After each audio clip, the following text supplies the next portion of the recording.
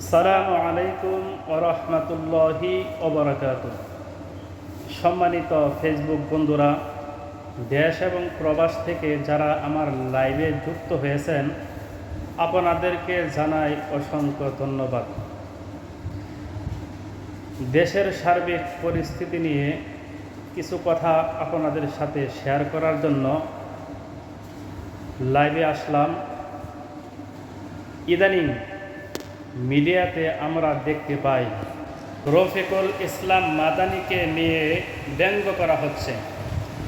প্রতিনিয়তই এমন জঘন্যভাবে ব্যঙ্গ করা হচ্ছে যে এটা আলেমদের কোনো কাজ হতে পারে না।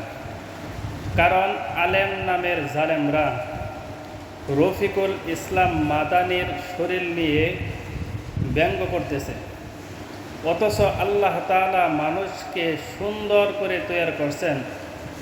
আল্লাহ তাআলা তার কোরআনুল কারীমের ভিতরে বলতেছেন, লাকাদ খালাকনাল ইনসানা ফি আহসানি তাকওয়িম।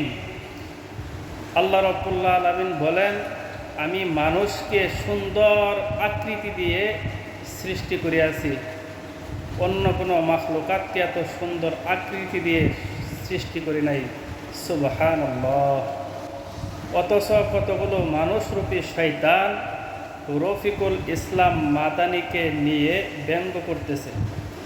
মানুষের দেহ, শরীরের গঠন তৈরি করেছেন আল্লাহ তাআলা। মানুষের হাত, মানুষের পা, মানুষের নাক, মানুষের মুখ ইত্যাদি বিষয় নিয়ে ব্যঙ্গ করতেছে। এরা হলো মানুষরূপী শয়তান।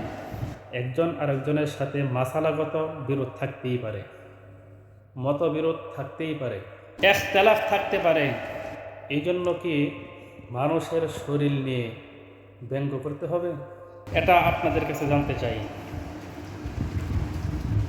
মানুষের গঠন নিয়ে, মানুষের শরীর নিয়ে ব্যঙ্গ করা এটা হচ্ছে একটা কবিরা গুনাহ। বিশ্বনবী সাল্লাল্লাহু আলাইহি ওয়াসাল্লাম মানুষের শরীর নিয়ে ব্যঙ্গ করা নিষেধ করেছেন। যারা রফিকুল ইসলাম মাদানীর শরীর নিয়ে ব্যঙ্গ করতেছে, আমরা তার নিন্দা এবং প্রতিবাদ জানাচ্ছি। মানুষের দুর্বল জায়গায় আঘাত করবেন না। প্রতিপক্ষের কাছে মানুষ যখন হেরে যায়, তখন মানুষ প্রতিপক্ষকে ঘায়েল করার জন্য তার দুর্বল জায়গায় আঘাত করে। সুতরাং আপনাদেরকে বলবো, যারা রফিকুল ইসলাম মাদানীর শরীর নিয়ে ব্যঙ্গ করতেছেন, আপনারা সাবধান হয়ে যান। আল্লাহর কাছে তওবা করুন, জাতির কাছে ক্ষমা চান, চেয়ে ফিরে আসুন।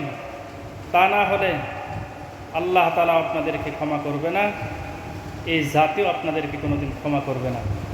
আসুন আমরা সব কিছু ভুলে গিয়ে দল মত নির্বিশেষে আমরা সকলে এক এবং নেক হয়ে, সকলে ঐক্য গঠন করে, সকলে ঐক্য হয়ে আমরা জীবন যাপন করি।